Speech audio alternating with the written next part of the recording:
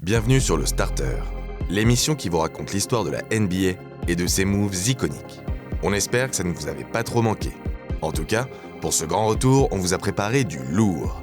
L'histoire d'un nouveau move que vous nous avez tellement réclamé. Peut-être le plus spectaculaire du basket. Le genre d'action qui fait lever une salle entière, qui retourne Instagram en une fraction de seconde et qui marque les mémoires à tout jamais. Un move réservé aux athlètes de très haut niveau, explosif et aérien à la fois. Et oui, on va enfin vous parler du poster dunk. Mais restons calmes et n'oublions pas d'observer une minute de silence en l'honneur des vaillants rim protectors tombés dans l'exercice de leur fonction. Reposez en paix, les amis.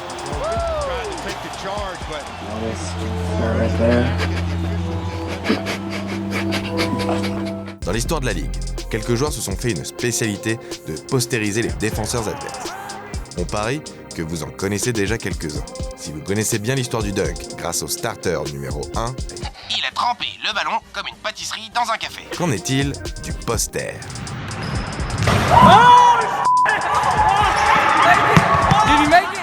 Allez, on vous embarque dans la grande histoire de l'action la plus humiliante de notre sport. Un poster dunk, c'est quoi ?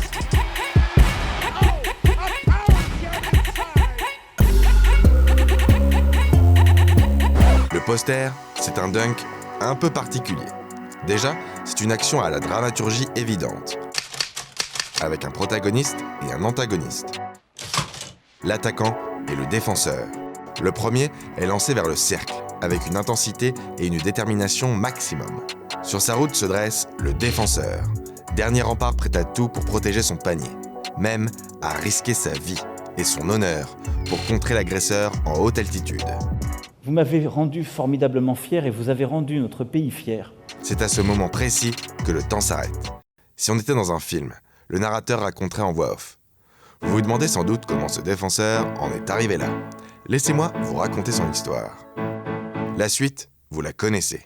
Le contre-héroïque n'a pas lieu, car l'attaquant est trop fort, trop haut, trop rapide. À une ou deux mains, il transperce littéralement la carapace du défenseur et écrase la balle au fond de l'arceau.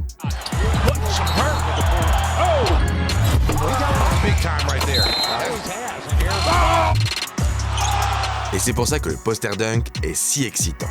Il élève le dunker au rang de super-héros et humilie instantanément le défenseur adverse. Qu'importe son pédigré, il sera désormais marqué au fer rouge du poster. Pour certains, cette marque finit même par le moment qui les définit en tant que joueurs, quel que soit le reste de leur carrière. Fred Weiss, on te voit. Mais là, c'est vrai que plus j'y pense et plus j'y réfléchis, plus c'est compliqué pour moi. Bon, du coup, quand on se penche sur l'histoire du poster, on tombe forcément sur des dunkers de légende que vous connaissez déjà. Mais ça fait toujours plaisir d'en parler, non ? Oui. Allez, on se lance.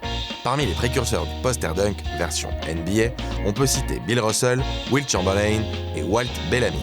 Les deux premiers vous sont familiers. Ce sont des sociétaires du starter. Meilleurs ennemis sur les parquets durant les années 60, c'est surtout grâce à leur capacité physique hors norme que ces deux légendes peuvent se permettre d'aller smasher sur la tête de n'importe quel défenseur. Une taille largement au-dessus de la moyenne, des muscles et une bonne détente, voilà la recette du poseur de poster à l'ancienne.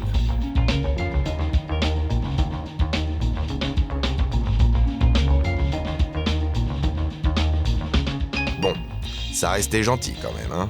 Quant à Walt Bellamy, il est souvent oublié lorsqu'on évoque les premiers à avoir fait trembler les paniers.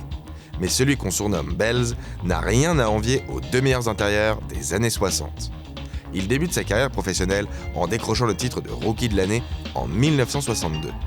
Jamais sacré, mais 4 fois All-Star, champion olympique et Hall of Famer, il détient un record insolite qui ne sera jamais battu en NBA. Si, on vous assure, personne ne risque d'inquiéter le grand Walt dans ce domaine. Bellamy joue durant la saison 68-69 88 matchs de saison régulière. Son transfert aux Pistons en cours de saison et un décalage dans le calendrier expliquent ce nombre de matchs anormalement élevé. Pour en revenir à nos moutons, Bellamy peut surtout se targuer d'avoir dunké sur Wilt et sur Russell. Et rien que pour ça, il mérite bien sa place dans ce starter. Il le mérite, oui, je crois. Thank you, ladies and gentlemen. Les années 60 et 70 font partie de l'âge d'or des big men en NBA. Et pour cause. En plus de Bill et Wilt, Lew Alcindor, aka Kareem Abdul-Jabbar, débarque avec sa carcasse de diplodocus pour marquer l'histoire du basket. Kareem Abdul-Jabbar. He is the classic dominant big man. Souvenez-vous, alors qu'il joue encore à UCLA, le jeune Alcindor contraint la NCAA à modifier ses règles. En effet, le pivot postérise ses adversaires avec une telle facilité que la ligue universitaire finit par purement et simplement interdire le dunk. La raison officielle invoquée ? Une volonté d'assurer la sécurité des joueurs. En vérité, c'est une simple excuse pour tenter de stopper la machine offensive de Los Angeles. La sécurité des joueurs. Franchement. Vous me prenez vraiment pour un con ? Oui.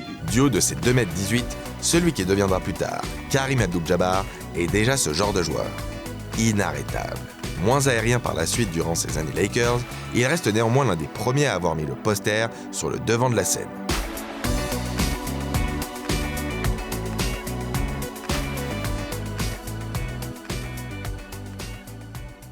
Intéressons-nous maintenant à un contemporain du meilleur score de l'histoire.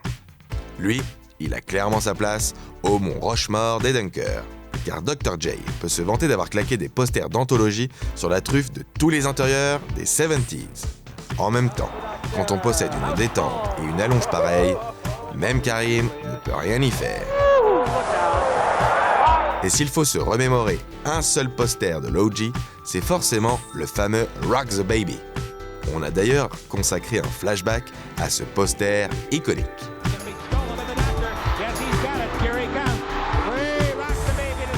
Cette inspiration, ce style, ce jump, un dunk indéfendable, d'une spontanéité et d'une créativité incroyable.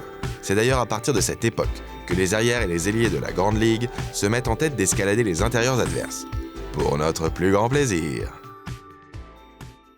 Avant d'aller à la rencontre d'un jeune prospect venu de Caroline du Nord, on va tout de même s'attarder sur un joueur qui s'est illustré en écrabouillant les fragiles arceaux des années 70 et 80. Si je vous dis Daryl Dawkins, vous me dites ? Bon, là, il n'y a que les crosseurs de plus de 50 ans qui vont me répondre. Aïe aïe aïe. Du haut de ses 2m11, le natif d'Orlando doit sa célébrité à un talent plutôt rare, celui de casser des paniers. C'est d'ailleurs à cause de lui que la NBA a commencé à revoir la solidité des arceaux. Jugez-en par vous-même.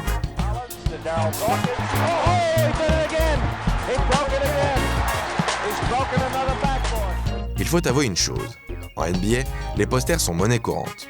Humilier son adversaire direct, ça fait partie de l'ADN de la Grande Ligue. Alors pour ce starter, on a décidé de se concentrer sur des posters qui marquent. Ces posters qui vous donnent des frissons. Encore aujourd'hui. Des posters qui ont changé les carrières. À tout jamais. Les années 80 et 90 permettent l'essor du poster dunk. Les rivalités y sont féroces, les défenses rugueuses et les joueurs amorcent un tournant athlétique décisif. Un cocktail explosif qui permet à la NBA de devenir la ligue sportive la plus spectaculaire au monde. Un des facteurs décisifs pour expliquer cela, c'est la mutation foudroyante des postes extérieurs. Si l'ailier dominant des années 80 n'est pas un joueur spécialement reconnu pour ses aptitudes physiques, Julius Erving entame une mue qui est vite complétée par Dominique Wilkins et surtout un certain Michael Jordan.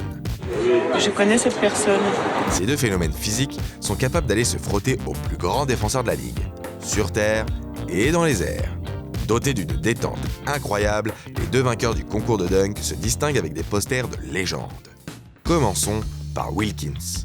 C'est un véritable cocktail d'explosivité, de vitesse, de détente et de grâce. Encore rookie, il n'hésite pas une seule seconde lorsqu'il faut répondre aux assauts verbaux de l'ami Larry. Parce qu'on le sait, Bird n'est jamais avare de mots lorsqu'il s'agit de charrier ses adversaires. Lors de leur première rencontre, le jeune joueur des Hawks entend Larry lui dire « Tu n'as rien à faire dans cette ligue, gamin !» Après un panier à 3 points planté sur sa tête.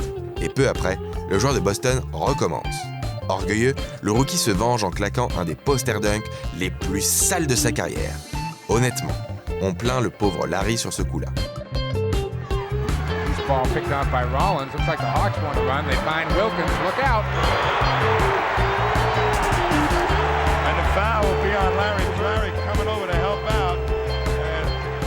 Mais jamais à court de réponse, Bird lui rétorque « Hey rookie, je t'aime bien. Tu as du cœur, mais je vais quand même te mettre 30 points dans le derrière. » Quel trash talker ce Larry. Sinon, dans le reste des posters inscrits par The Human Highlight Film, on vous laisse nous dire lequel vous préférez en commentaire.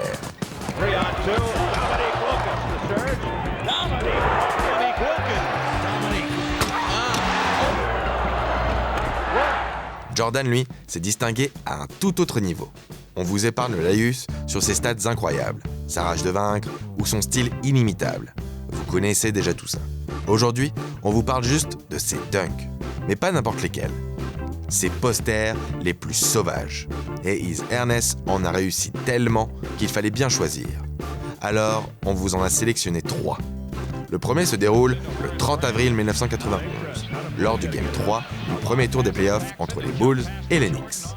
La petite histoire retient que Chicago sweep New York cette année-là, mais la grande s'intéresse à une seule action, un poster véritablement iconique. Après une tentative de drive ligne de fond, bloquée par l'aide défensive de Charles Oakley, MJ trouve le moyen de contourner l'intérieur new-yorkais et se retrouve face à l'immense Patrick. Sur 2 pas, le GOAT escalade littéralement alors le Golgoth du Madison Square Garden pour un poster d'une férocité sans pareil. Toute la détermination de Jordan est symbolisée en une action. Rivaux depuis leurs années lycée, les 2 Hall of Famers sont liés pour toujours à travers cette action mythique. C'est mon dunk préféré. C'est aussi parce que Patrick et moi sommes très amis. À chaque fois que je le vois, je lui rappelle d'ailleurs. Deuxième poster dunk de légende, celui sur Alonzo Mourning. Tell me about the dunk that Michael dunked on you the other day, and then yell. Mourning est drafté en 2e position en 1992, juste derrière Shaquille O'Neal, un espoir en devenir. Comme tous les Youngbloods qui débarquent dans la ligue, le jeune Alonzo veut se frotter au meilleur. Et à l'époque, le meilleur, c'est Michael Jordan. Plus tôt dans la saison, une victoire des Hornets sur le parquet des champions éveille l'intérêt des médias pour cette jeune équipe menée par Muggsy Bogues, Kendall Gill, Larry Johnson et donc Alonzo Mourning. Pour MJ, cette défaite est difficile à digérer. Avant le match retour, programmé le 12 mars 1993, il déclare « Ils nous ont battus la dernière fois, et certains journaux n'ont pas hésité à dire qu'ils étaient aussi bons que nous. Nous avons tous ça en tête, et nous avons à cœur de montrer la différence de niveau. » Pourtant, dès l'entame de la revanche, les Hornets démarrent tambour battant, et Mourning, qui tente systématiquement de contrer chaque attaquant adverse, commet un crime de lèse-majesté en bloquant le MVP. Les visiteurs se permettent même de trash-talker leurs ennemis. Alonzo venait de contrer 2 fois et on s'est mis à leur faire du trash-talking. Je me le suis permis car Jordan était face à moi dans ce match. Je m'en foutais pas mal car j'étais jeune et stupide. Mais c'était une sérieuse erreur en fin de compte, racontera plus tard Kendall Gill. Piqué à vif, MJ prend le match en main et enchaîne les paniers. Il plie finalement le game en inscrivant 52 points. À la fin du 4e quart-temps, le score de 116-104 montre que le match a définitivement tourné à l'avantage des locaux. Mais son Altesse n'en a pas terminé avec les insolents. Il enterre définitivement le jeune Mourning avec ce poster dunk, tellement aérien. Lancé à pleine vitesse vers la raquette de Charlotte, il démolit le rookie des Hornets. Sa célébration, pleine de rage, reste d'ailleurs dans les mémoires. Tout comme l'attitude désabusée du jeune intérieur qui vient de comprendre à qui il avait affaire.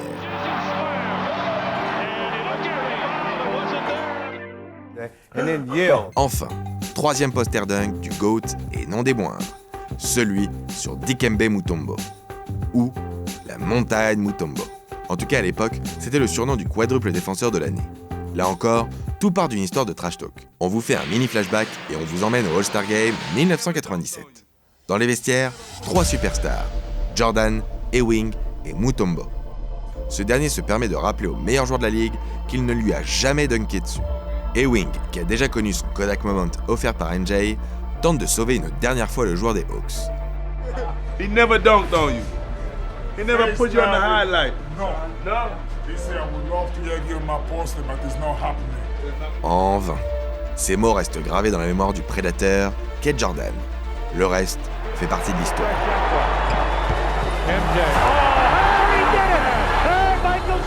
Et cette célébration légendaire, le fameux Finger Wave, revisité à la sauce Jordan. Le souci, c'est que même des années plus tard, Dikembe refuse d'admettre que le GOAT l'a bel et bien postérisé. Non, il ne m'a pas dunké dessus. Pour dunker sur quelqu'un, il faut venir face à lui et lui monter dessus. Il peut le féliciter, mais ne peut pas lui donner un A+. Ce dunk pourrait être un B, à la limite.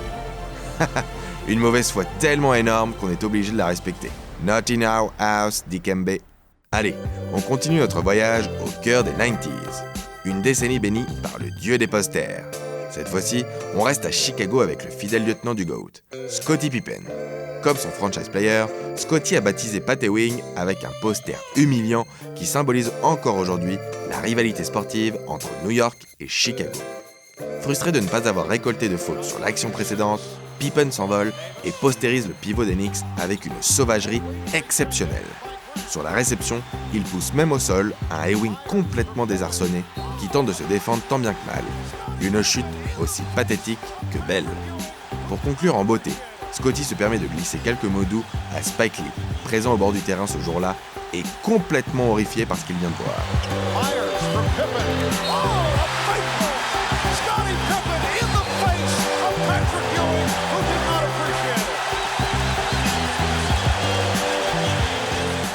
Beaucoup de gens me disent que c'est un des plus beaux dunks qu'ils aient jamais vus. Je crois que j'étais énervé de ne pas avoir eu un coup de sifflet sur l'action précédente. Et j'ai juste déversé ma rage dans ce dunk. Sans Jordan, les Bulls s'inclinent malgré tout lors du Game 7 de cette demi-finale de conférence. Mais des années plus tard, le poster dunk de Scottie Pippen reste l'image emblématique de la série. Bon allez, les fans des Knicks, on vous a entendu. On va essayer de rééquilibrer tout ça en rendant hommage à John Starks. Là encore, on vous en a parlé dans un flashback. Qui se souvient de ce dunk?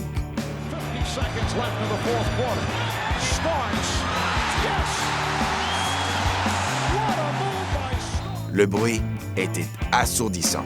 Les gens étaient fous et mes coéquipiers étaient en extase. Patrick et Charles Oakley m'ont frappé sur le torse.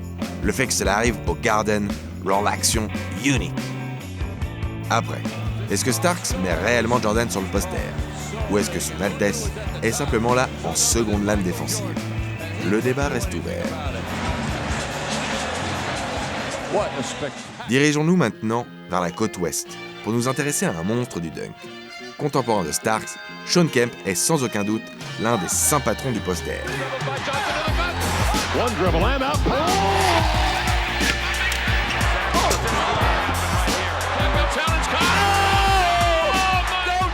Et lorsqu'on parle des dunks du Rain Man, on pense inévitablement à ce highlight qui s'est mis en véritable symbole de sa période dorée à Seattle.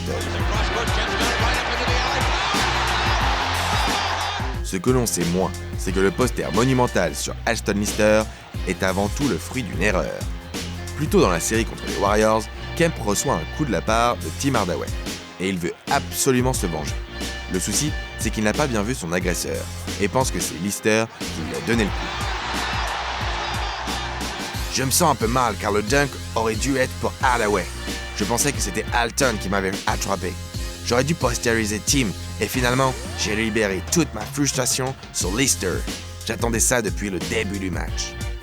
Le dunk, rebaptisé Lister Blister, rentre immédiatement dans la légende de la ligue, notamment grâce à la célébration iconique de Kemp. Pur moment d'humiliation joyeuse et bon enfant. Tout ce qu'on aime dans le basket.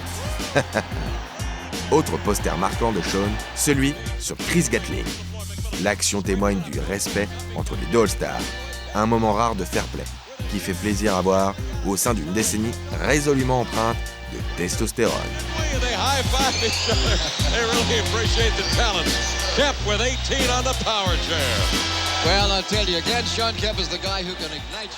Durant les années 90, il y a des posters qui marquent plus que d'autres. Parmi eux, on peut vous citer le poster improbable de Kevin Johnson sur Hakeem Olajuwon.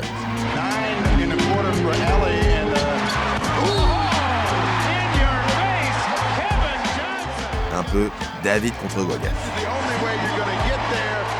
Celui de Tom Chambers sur Mark Jackson. That was an awesome dunk. Au passage, admirez la détente phénoménale de Chambers sur l'action. Genou dans le cou et tête dans l'arceau, ce dunk est surnommé Kiss the Ring. Et il ne faudrait pas oublier celui de Patrick Ewing sur Alonzo Mourning.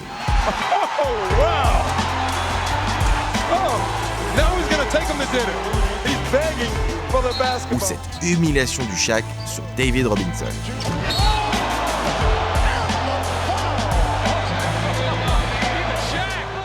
Des duels de big men en haute altitude comme on en voit rarement de nos jours. D'ailleurs, le Shaq a marqué l'histoire du poster à sa manière. Déjà, en humiliant la plupart des intérieurs stars de l'époque grâce à son physique hors norme.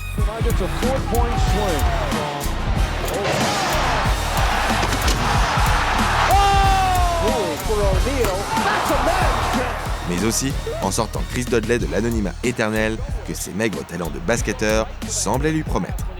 Au sommet de son art chez les Lakers, il claque un dunk à 2 mains sur l'intérieur new-yorkais après un post-up puissant. Et il finit par l'envoyer au sol avec une facilité frôlant le mépris.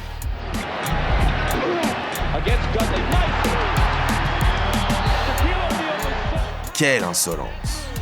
N'oublions pas que Dudley fait tout de même 2m10 et plus de 100 kg. Désabusé, ce dernier tente alors de sauver les meubles en balançant la balle sur un O'Neal déjà parti bien loin. Quand quelqu'un me balance au sol, je réponds, se défend Dudley. O'Neal commente sobrement. Il m'a juste attrapé et je me suis dégagé. Et oui, tout simplement. Quoi qu'il en soit, on connaît davantage Dudley pour son « fuck you » prononcé du bout des lèvres que pour ses prestations sous le maillot des Knicks. Allez, l'important c'est de participer, Chris.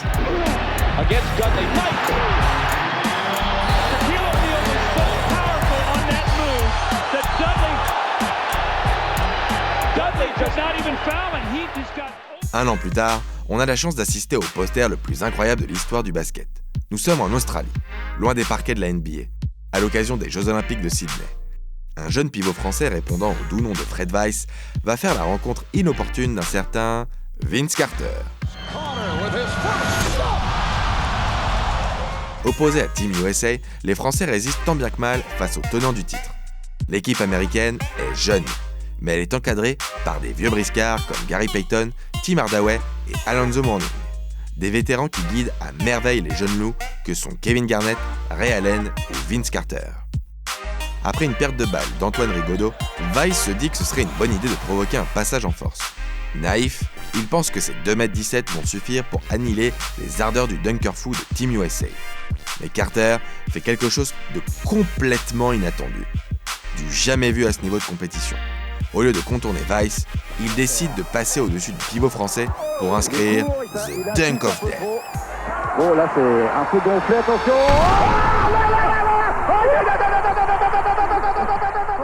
Dans l'excitation qui suit, il manque même de mettre KO un Kevin Garnett venu le féliciter pour son exploit. Ce poster a bien plombé le reste de la carrière de Weiss, qui a été immédiatement catégorisé comme soft par les fans et les staffs techniques de la Grande Ligue. Un sobriquet qui a fait souffrir le pauvre Fred bien plus qu'il ne le méritait, ce que Carter regrette d'ailleurs. Mais là, c'est vrai que plus j'y pense et plus j'y réfléchis, plus c'est compliqué pour moi. Avoir le mauvais rôle et entendre mon nom des années après, ça ne doit pas être facile pour lui. Je sais qu'il a été très critiqué après le dunk. Si je le recrase, la première chose que je lui dirais c'est « Je suis désolé ».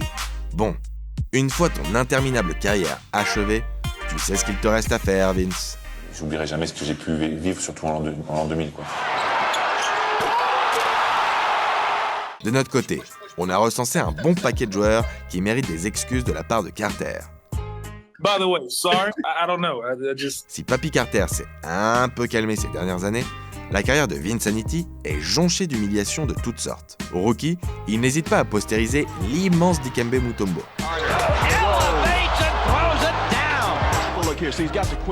Et tout au long de sa carrière, il se frotte sans hésitation aux plus grands défenseurs intérieurs de la ligue. De Ben Wallace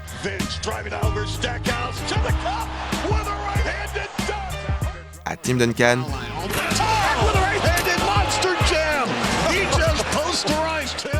en passant par Alonzo Mourning.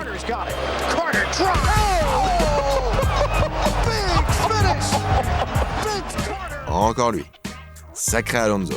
Avec de grands pouvoirs de contreur viennent de grandes responsabilités et de grands risques.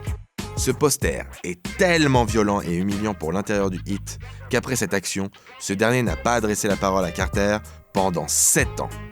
En analysant les images, on comprend aisément pourquoi.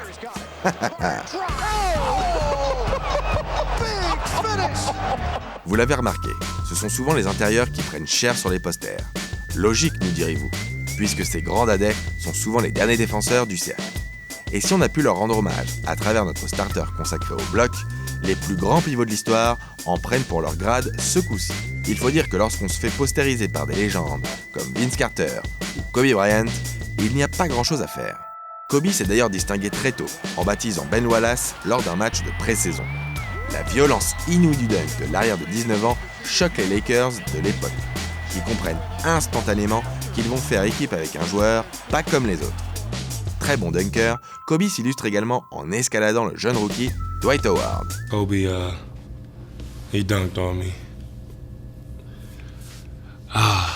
That's when I realized I was still a rookie. Boom, and then I heard, oh, wow. That's not a good feeling. En 2006, il se venge de Steve Nash, alors MVP contesté, avec un poster de la mort qui fait jubiler les fans du Black Mamba.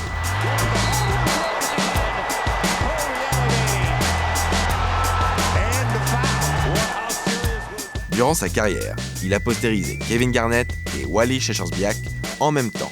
L'immense Yao Ming, Tim Duncan, Josh Smith, Emeka Okafor, Chris Paul, ou Gerald Wallace et Chris Humphries. Et encore, on n'a pas tout mis. Les nostalgiques du numéro 8 et 24, prenez vos mouchoirs et appréciez.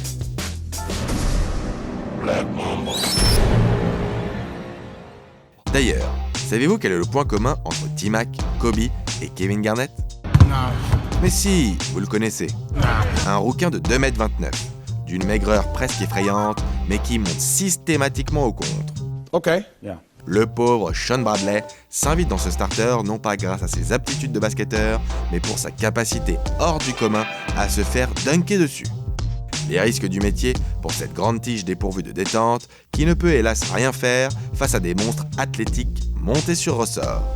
Sans toi, pas mal de posters d'anthologie n'auraient jamais existé. Alors on tenait simplement à te remercier, Sean.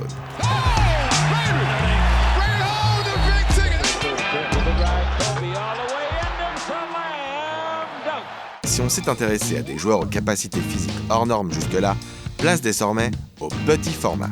Des posters improbables, tant l'opposition semble déséquilibrée sur le papier. David contre Goliath, ou Chris contre Dwight, car Chris Paul a déjà postérisé Dwight Howard. What? Si, on vous assure. 1m83 contre 2m11. Incroyable, non?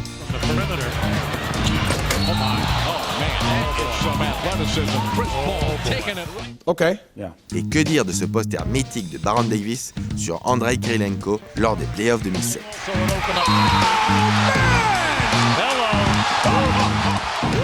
AK-47 était tout de même l'un des meilleurs défenseurs contreurs de la ligue à l'époque. Et tiens, en parlant de défenseurs, l'un des meilleurs chiens de garde actuels a postérisé ce pauvre Chris Bosh par le passé.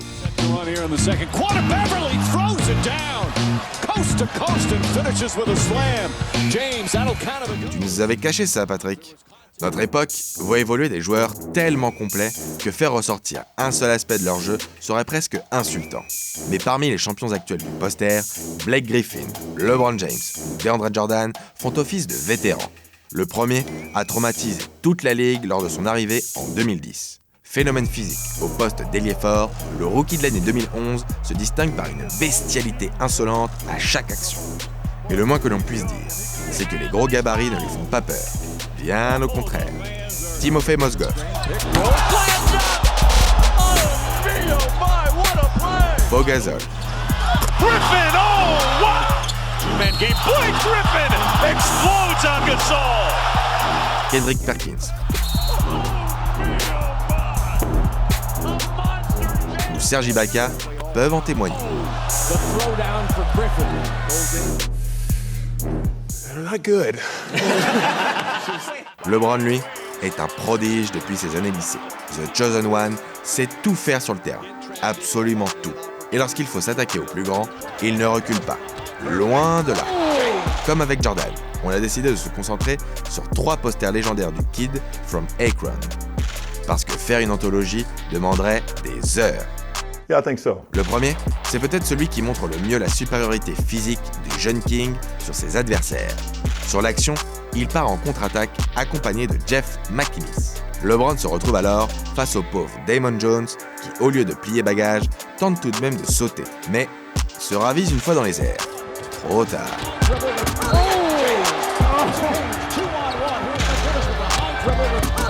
Plus personne ne se souvient des attitudes au shoot de Damon, mais de l'anéantissement éternel par un vengeur masqué ce soir-là est gravé dans le livre d'or de la Ligue.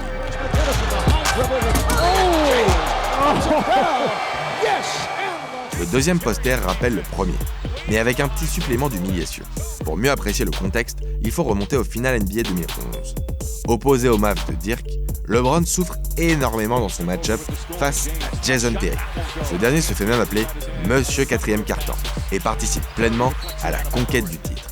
Les observateurs pointent du doigt les lacunes défensives de LeBron, qui peine à limiter l'impact de Terry. Dès lors, le King garde en tête le souvenir douloureux d'une finale perdue face à un joueur sous-dimensionné mais talentueux.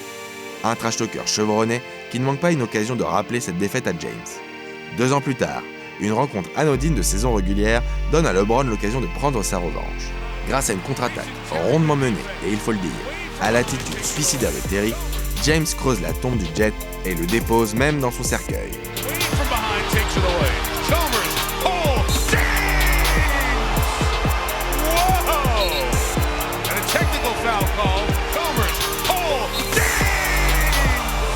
Un Terry désormais marqué à vie par ce poster, plus proche de l'homicide involontaire que du basket. Les gens pensaient que j'étais mort. Puis les années passent. Je vais à Dallas pour un de mes camps de basket. Et là, je demande aux enfants s'ils ont des questions à me poser sur ma carrière, sur le trophée de champion que j'ai soulevé, par exemple. Et là, premier garçon qui lave la main. Il me demande ce que ça fait de se faire dunker dessus par LeBron James. J'avais envie de le virer de ce camp sur le champ. LeBron, lui, savoure sa revanche. Le fait que ce soit sur JT lui donne encore plus de saveur, parce qu'on sait tous que Jason l'ouvre sur un terrain, et parfois, il parle même trop. Je suis donc heureux que ce soit sur lui. Bon, sur le coup, on peut juste reprocher au King de s'être attaqué à plus petit que lui. Mais quid de Jusuf Nurkic? Lancé pleine balle vers la raquette de Portland, un LeBron version Cavs 2.0 écrase méchamment Nurkic sur ce poster.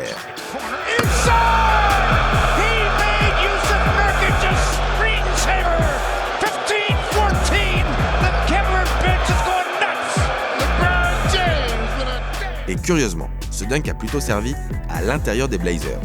En effet, ses coéquipiers louent le courage du Bosnien qui n'hésite pas une seconde à se mesurer frontalement au numéro 23 de Cleveland.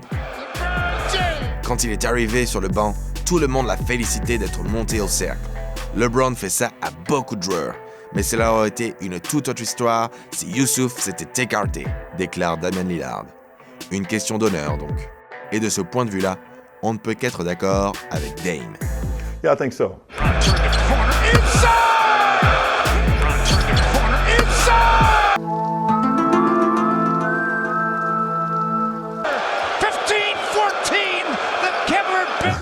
Enfin, DeAndre Jordan vient honorer la longue lignée des intérieurs bondissants de la Ligue. Si le pivot passé par les Clippers se distingue surtout par ses capacités défensives, sa détente et sa longueur font de lui une menace constante sur pick and roll. Et surtout, son jump lui permet de claquer des posters impressionnants. Dédé est l'illustration parfaite du gars qui entre dans la légende grâce à un seul poster. Mais quel poster! Tous ceux qui ont vu ce dunk sur le poisseux Brandon Knight peuvent en témoigner. Ce n'est pas un alley-oop. Ce n'est pas un poster. C'est un véritable meurtre. Un assassinat basketballistique. Purement et simplement. Franchement, les images sont tellement violentes. Si vous avez moins de 18 ans, écartez-vous de l'écran, on vous fera signe. Attention, certaines images sont très difficiles. Chris Paul.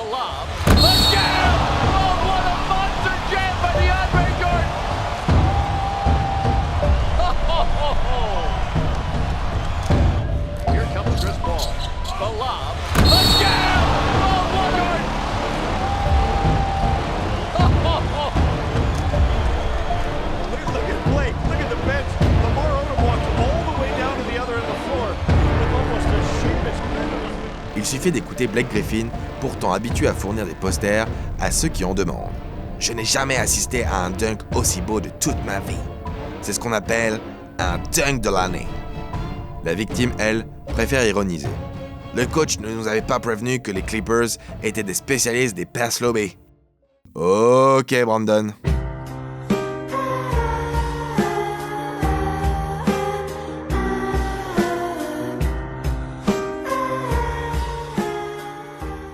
Et si on a pu régaler les anciens, en évoquant les légendes du siècle dernier, on a également gardé quelques posters flambant neufs pour les plus jeunes d'entre vous. Car la génération actuelle n'est pas en reste lorsqu'il s'agit de grimper sur les défenseurs adverses. De Paul George à Giannis, en passant par Russell Westbrook, DeMar DeRozan, Terrence Ross, Larry Nance, Derrick Rose. Un seul point commun, des posters bien sales qui leur ont permis de squatter la première place du top 10. Le jeune Derrick Rose a par exemple atomisé le pauvre Goran Dragic pour une action qui reste emblématique de sa version MVP.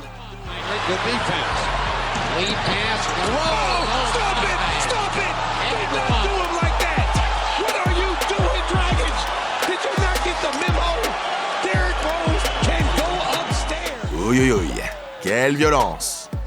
La saison dernière, on a dit au revoir à l'immense Dwayne Wade, l'un des meilleurs postes 2 de l'histoire. Dans son CV long comme le bras, le poster surpuissant sur Anderson Varejao occupe une place à part. Puissance, explosivité, insolence, tout y est.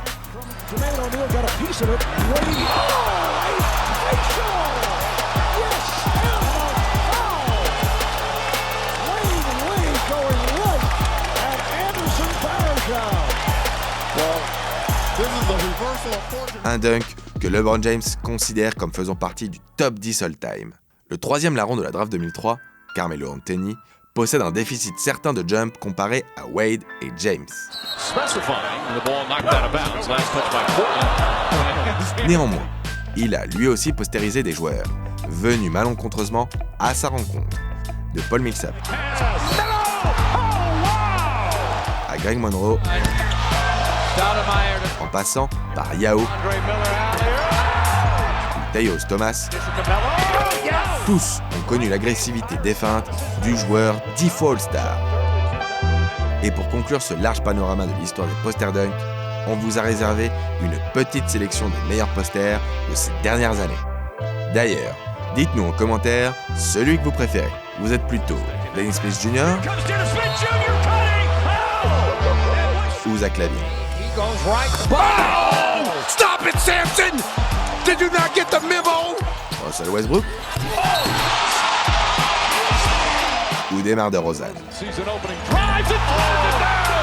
Ou peut-être Larry Nance Jr. Giannis Antetokounmpo?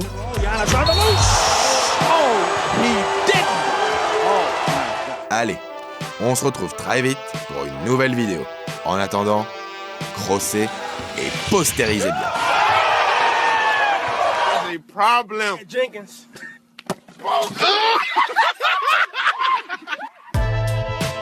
Subscribe.